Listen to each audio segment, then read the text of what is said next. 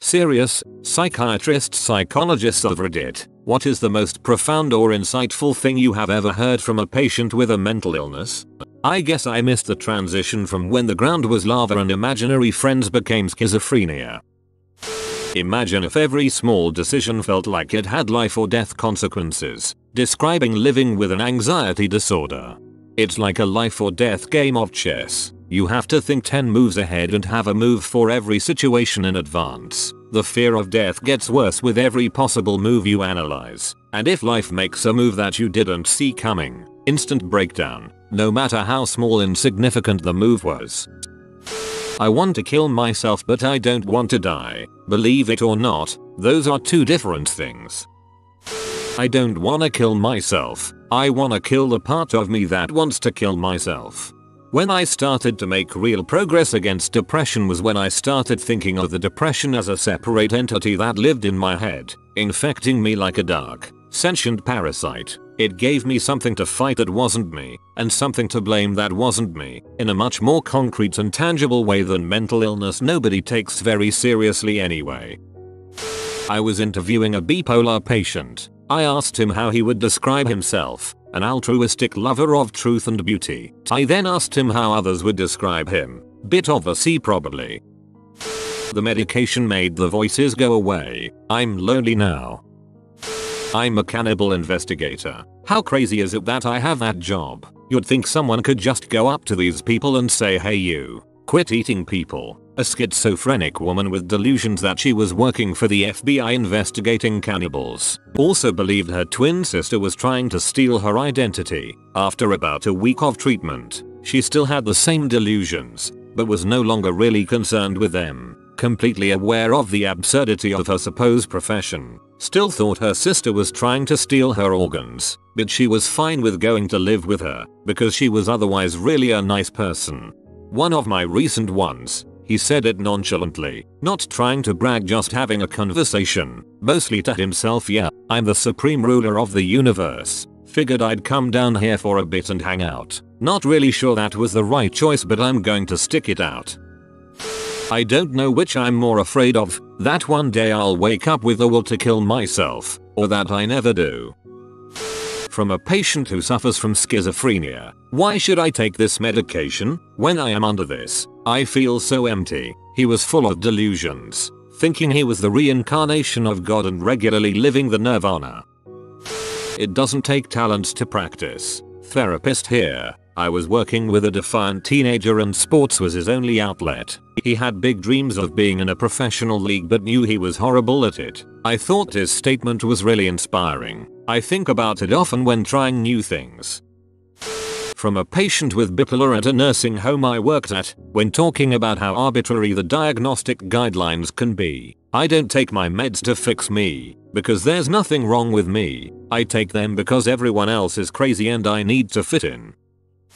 A patient recovering from body image issues told me we spend our whole lives trying to get to a certain place or acquire certain things so that we may be happy. But true happiness is when you realize you are never going to get to that place, or that even when you do you will still be dreaming of a new place or new things. So happiness has to start now, with what we have, basically sums up the whole message of therapy for me, to be honest. I worked with a child, 11 years old, who had been diagnosed with Asperger's syndrome, and I was having a conversation about how it affects interpersonal communication. I was fumbling through explaining nonverbal cues, misunderstandings, etc. when he said to me, it's like trying to explain color to someone who's colorblind. The most meaningful thing I've heard was a guy telling his hallucinations that he thinks he can trust me. My arms miss you. 10-year-old autistic boy asking for a hug. Patient with schizophrenia that described it as spending all day in a locked room with a stereo on full blast and not being able to turn the volume down. Had a client with general anxiety disorder. She explained the feeling as if she tripped, and the moment where you don't know if you are going to catch yourself or not is how she felt all day long. I once tried to explain it to a friend and only got as close as when you tap your pocket to get your wallet, and it is not there, but as they said, all the time.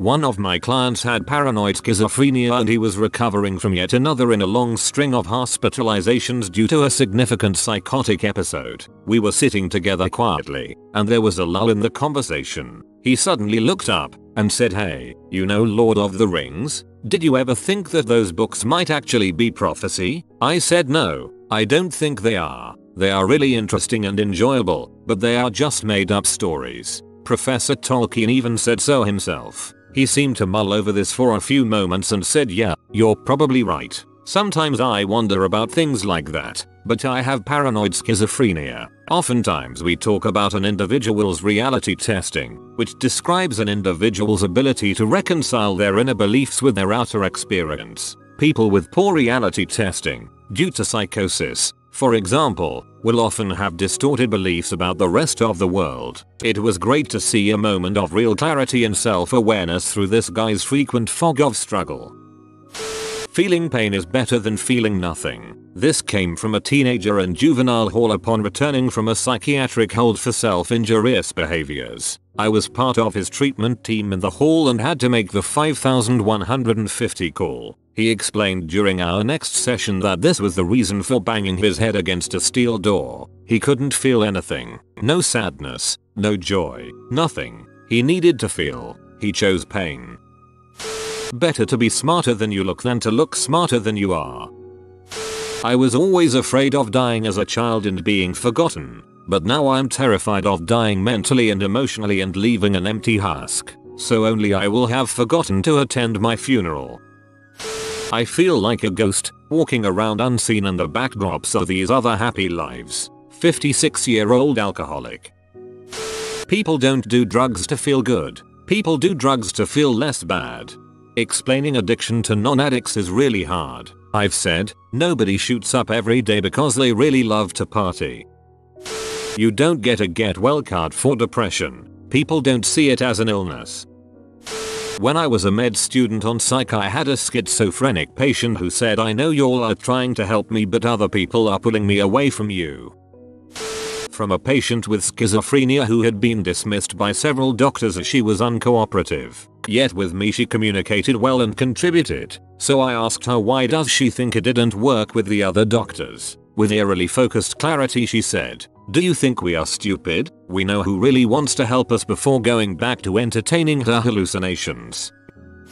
Child with autism who was struggling with her difficulty making and keeping friends. "It's okay if I don't have any friends. Having friends makes you happy, but it doesn't make you a good person." You know who was really popular? Hitler. This girl was so lonely and it was causing her so much pain, but she still managed to see the difference between being popular and being good. We made a project of finding examples of unpopular people who did really good and important things. She still has a tough life ahead of her, but I think her attitude will help her be strong.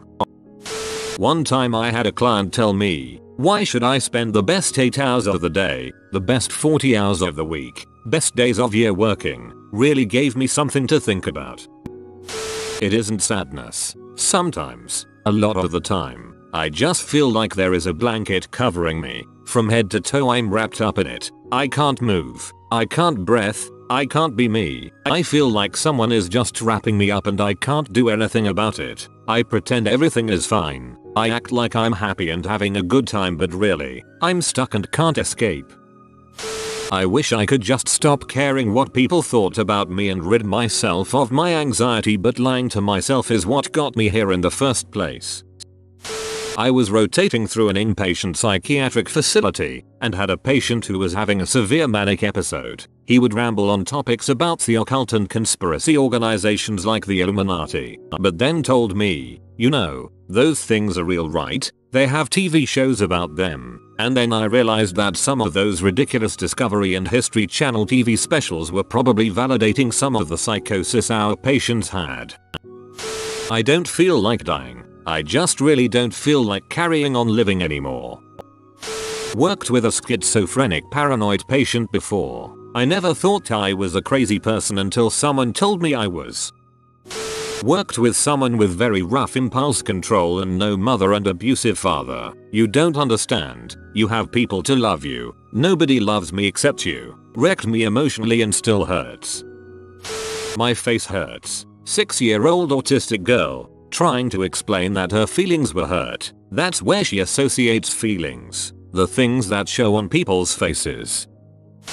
The real me has been asleep for a few years. I hope he'll wake up someday to rescue me.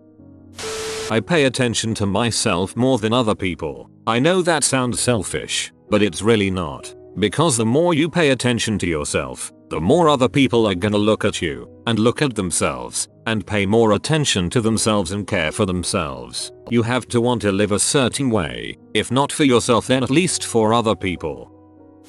That suicide, for this person, wasn't a thought they had or a choice they made in the everyday sense of those words. It was a natural urge, like eating when hungry or sleeping when tired. Like those activities that drive to end one's life when under extreme duress is an urge you can fight for a while but that you will always feel compelled toward as a natural response. I'm not saying I completely agree but it made perfect sense for her. I know of recovery, but I do not know recovery. A man discussing his addiction in a group I was facilitating. Talking about telling yourself you're in recovery just because you know the facts and methods, but without putting it into practice, you go nowhere. Formal mental patient here and current social worker who works with individuals with severe and persistent mental illness. Right before a hospitalization, one of my friends asked what it was like to mentally ill. For me, it wasn't having control of my own mind. Knowing what I was thinking and doing to myself made no sense, but not being able to stop. It's the most terrifying thing I've ever experienced. Therapist intern had a 17-year-old autistic client who has been in residential care for years. One day he got teary-eyed and told me that they took away his childhood. Recently saw a 40-year-old woman. She came to see me because she didn't feel right inside. After a while I asked her to tell me about the last time she remembered being happy. She paused for a long time and said she couldn't remember and wasn't sure if she has ever felt happy.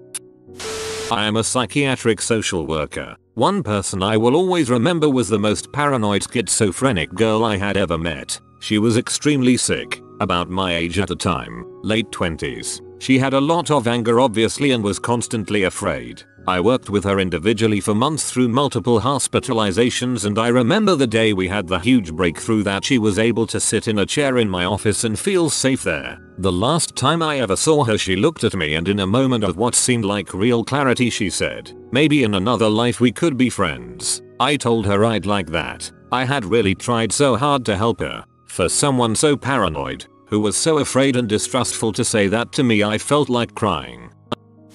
Psychologist here, working in a high security environment with women. A very insightful and high functioning female patient explained, "Your belief in mental illness is the exact same as that woman's." Points to psychotic patient. Belief in whatever it is she thinks is real, you both use it as a way to cope, a way to organize your version of reality, yet it's no more closer to truth than the others. It's all invented, it's all unmeasurable, it's all equally wrong. What about love? Maybe if she was loved differently, she'd know how to love differently, and she would be different. Maybe if you guys, therapists, would drop the crap and just love differently, things would change for the better. I haven't been the same since. The human void must be continually filled or else it consume you. He was explaining that you should fill your life with new experiences and goals and do your best to socialize, or else stagnation, apathy, and lethargy will make you a waste of space and lead you to a black pit of despair. Here's Bob Ross holding a baby raccoon to brighten your day. If you enjoyed the video, subscribe and comment. If you are new to the channel, you can subscribe. I publish new videos every day. Until then, check out another video, or don't. Either way, have a great day you magnificent people.